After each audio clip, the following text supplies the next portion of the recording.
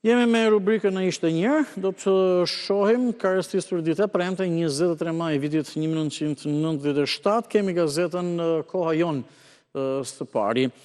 Trupa speciale drejt jugut, autokolon makinash ushtarake në orën 21 në rrugën e Kavajës dhe drejt jugut. Vetëm 50% e trupave pranojnë që të zbatojnë urdhrin alarm në Vlorë.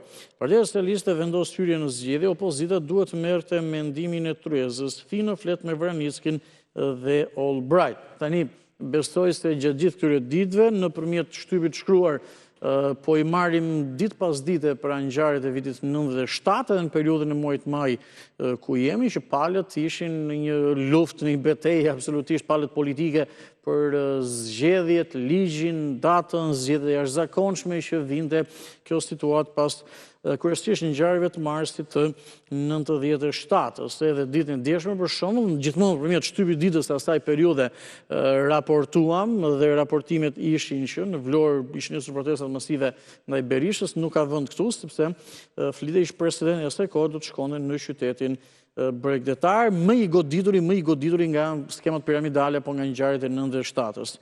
Komitetet kështu funksiononin, apo kështu njëshin disa grupime në jug të vendit, pa garanci nuk ka zgjedhje. Ndërsa zgjedhjet basti vështirë i opozitës është një tjetër zhvillim. Forcat armatosura zbresin në jug, shohim pak me detaje. Plan numër 2 kundër rrethave jugore të Shqipërisë. Kjo është pyetja.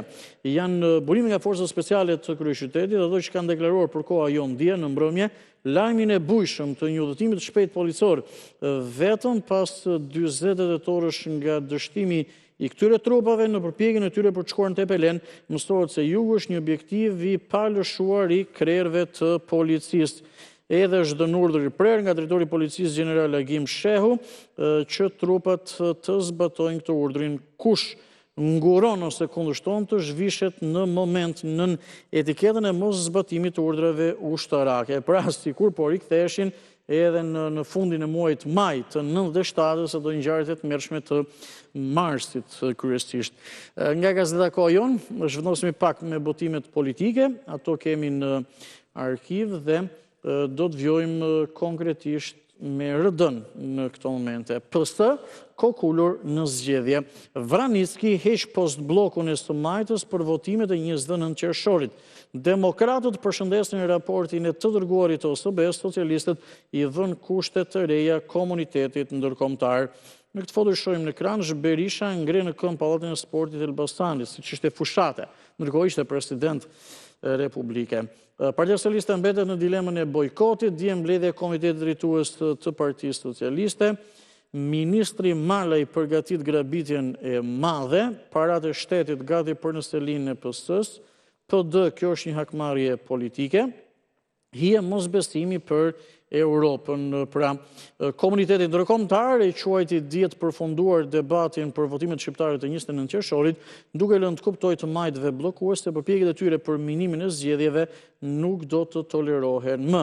Mirë, këto ishin zhvillimet dhe mënyra se si situatën aktuale, eksaktësisht datave të fundit 21, 22, 23 maj pasqyroi në RD. Shohim pak si pasqyron ZP, Zëri i Popullit, botimi i Partisë Socialiste. Në foto ndër tjera është dhe Fatos Nano, Indieri Nano, kreu Partisë Socialiste të asaj kohe, të gjithë bashkë për të shpëtuar Shqipërinë, mbledhje e Komitetit Përgjithshëm Drejtues të Partisë Socialiste, PSSH-ja, pra Partia Socialiste e Shqipërisë, do të marrë pjesë vetëm në zgjedhje që kanë garanci ndërkombëtare për të qenë të lira, të ndershme dhe të barabarta. Fatos Nano, kryetari i Partisë Socialiste, ka deklaruar diçka të tillë.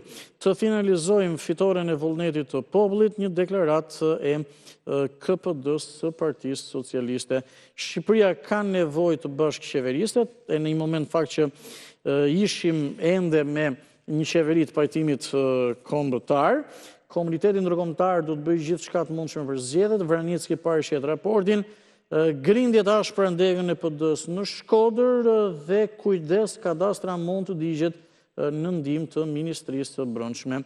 Këto ishin zhvillimet kryesore edhe në Zërin e Popullit dhe kjo ishte rubrika Na ishte një herë.